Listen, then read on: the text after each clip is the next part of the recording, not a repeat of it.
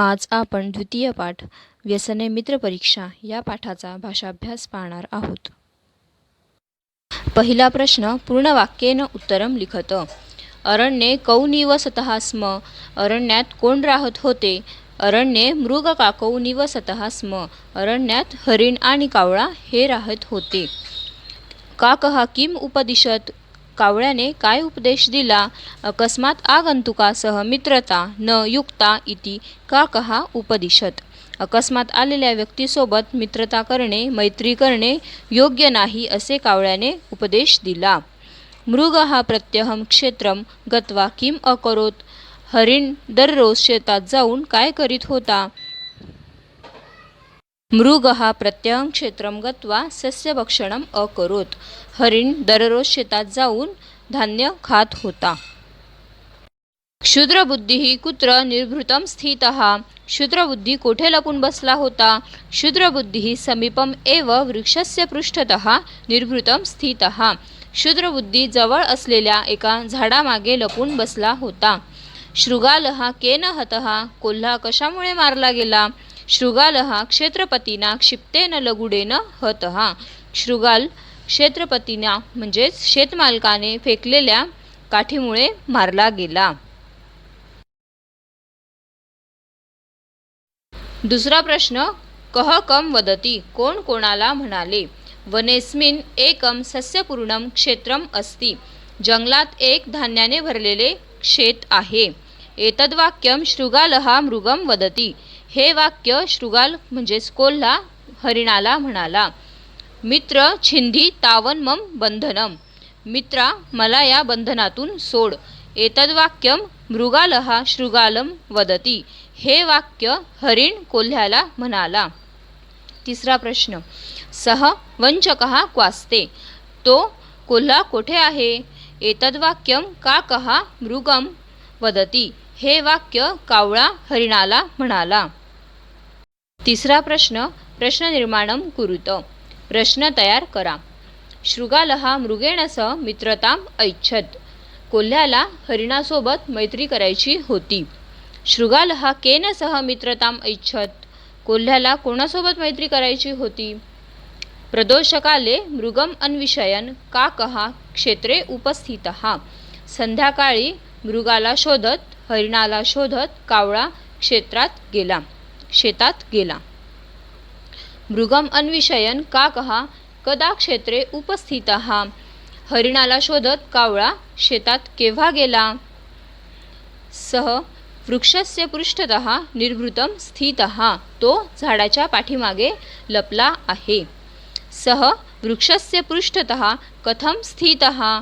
तो झाडाच्या पाठीमागे का उभा आहे? चौथा प्रश्न उत्तरपदम लिखत। पहिलं काको वदत, त्याची संधी होते काकः अधिक अवदत। दुसरं मृगेणोक्तम, तर त्याची संधी होते मृगेण अधिक उक्तम। तिसरा प्रश्न जंबूकोयम, तर त्याची संधी होते जंबूकः अधिक अयम। पाचवा प्रश्न पूर्वपदम लिखत। मृगो ब्रवीत, तर त्याची संधी होते मृग अधिक अब्रवीत। दुसरा प्रश्न वातेनोदरम, तर त्याची संधी होते वातेन अधिक उदरम। तिसरा प्रश्न मृतोसी, तर त्याची संधी होते मृतः अधिक सी। सहावा प्रश्न सूचनानुसारम कृतीः कुरुत, सूचनेप्रमाणे कृती करा। मृगः प्रत्यहं तत्र गत्वा सस्यम अखादत, तर त्यात आपल्याला कृती दिलेली आहे, सूचना दिलेली आहे त्वांत अव्ययम निष्कासयत।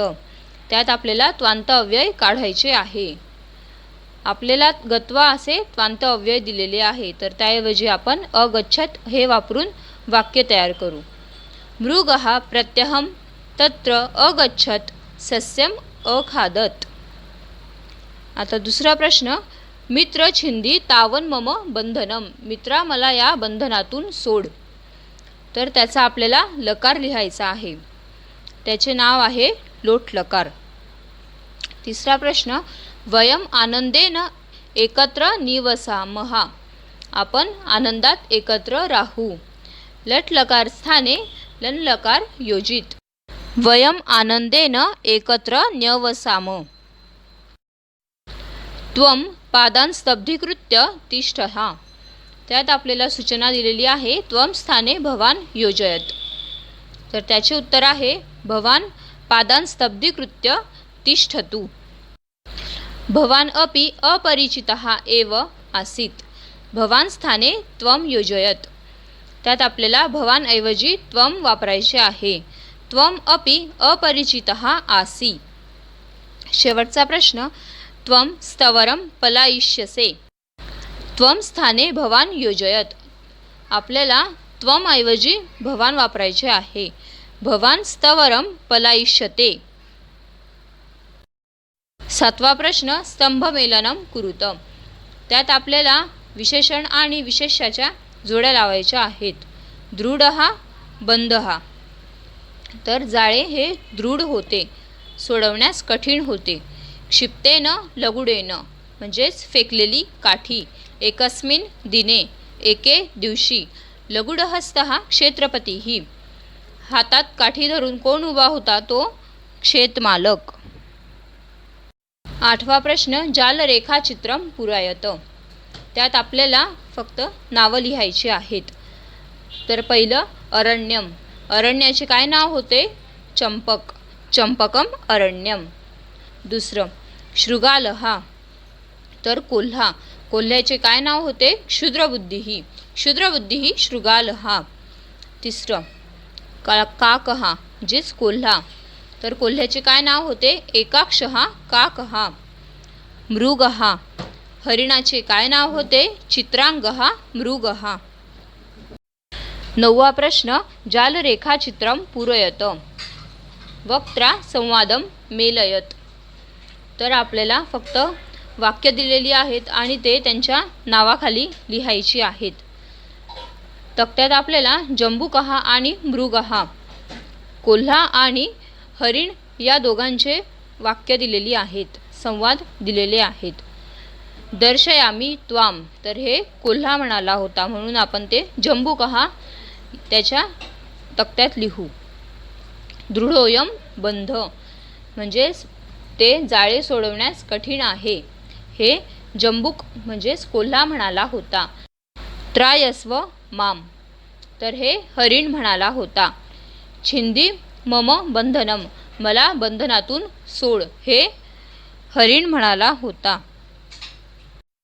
आता आपल्याला मृगहा, हरिण आणि कावळ्याचे संवाद दिलेले आहेत. अलम विवादेन.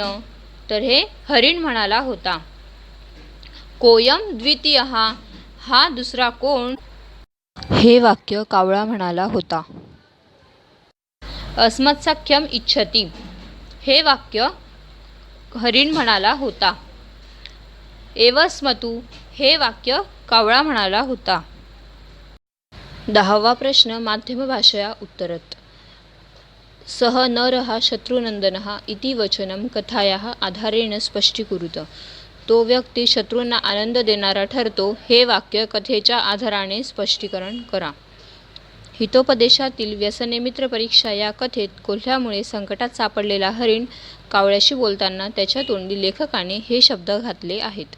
जो हितचिंतक मित्रांचा सल्ला मानत नाही तो संकटांना आमंत्रण देतो आणि शत्रूंना आनंद देतो. हे हरिणाच्या उदाहरणावरून निसंशयपणे लक्षात येते. स्वार्थी हेतूने मैत्री करणाऱ्या कोल्ह्याचे खरे रूप हरिणाला कळले नाही. त्याच्या गोड बोलण्याला भुलून तो त्याला आपल्या निवासस्थानी घेऊन आला. हरिणाचा आधीपासूनचा मित्र असलेला कावळा त्याला अपरिचिताबरोबर मैत्री करणे योग्य नव्हे असा सावधगिरीचा सल्ला देतो, पण तो ऐकत नाही. परिणामी जाळ्यात अडकून मरण्याची वेळ त्याच्यावर येते. त्यानंतर त्याला संकटातून वाचवले ते कावळ्यानेच. खऱ्या आणि खोट्या मैत्रीतील फरक त्याला कळतो. आपण जाळ्यात सापडल्यावर आपल्या शत्रूला म्हणजेच कोल्ह्याला कसा आनंद होतो ते पाहून त्याला आणि आपल्याला सह नरः शत्रुनंदनः असा कसा असतो ते कळते. त्यातला दुसरा प्रश्न काकेनकः उपायः उक्तः. म्हणजेच कावळ्याने काय उपाय सांगितला? तर त्याचे उत्तर आहे हितोपदेशात घेतलेल्या व्यसने मित्र परीक्षा या कथेत जाळ्यात अडकलेल्या आपल्या मित्राला म्हणजेच हरिणाला संकटातून वाचवण्यासाठी कावळ्याने अभिनव उपाय सुचवला. सकाळी शेतमालक हातात काठी घेऊन येत असताना पाहून त्याने हा उपाय सांगितला. तो हरिणाला म्हणाला, आपण जणू मेलो आहोत असे तू शेतमालकाला दाखव. दीर्घ श्वास घेऊन थोडा वेळ पाय निश्चल ठेवून पडून राहा. मी जेव्हा आवाज करून इशारा देईन तेव्हा उठून तू पळ. कावळ्याचा उपदेश ऐकल्याने हरिण तर संकटमुक्त झालाच, पण लबाड कोल्ह्याला सुद्धा प्राण गमवावे लागले. सुहृद वाक्यस्य श्रवणात मुक्तोहम असे हरिण म्हणाला, अशी आपण कल्पना करूया.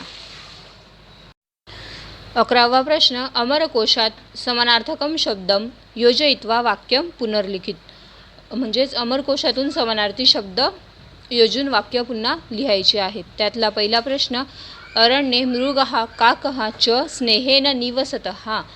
तर त्यात मृगः ऐवजी कुरांगः हा शब्द अमरकोशात दिला आहे.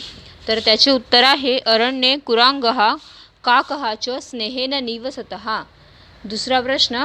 जंबुकः तेन सह मृगस्य निवासस्थानं गतः. जंबुकः ऐवजी वंचकः हा शब्द आपल्याला अमरकोशात दिलेला आहे. तर त्याचे उत्तर आहे वंचकः तेन सह मृगस्य निवासस्थानं गतः. तिसरा प्रश्न. मृगम अन्विषयन् काकः तत्र उपस्थितः. तर त्यात काकः ऐवजी वायसः हा शब्द अमरकोशात दिला आहे.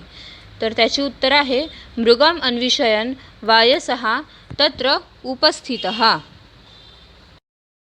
12वा प्रश्न. विरुद्धार्थक शब्दम लिखत. दृढः शिथिलः मैत्री वैरम बद्धः मुक्तः प्रभूतम अल्पम.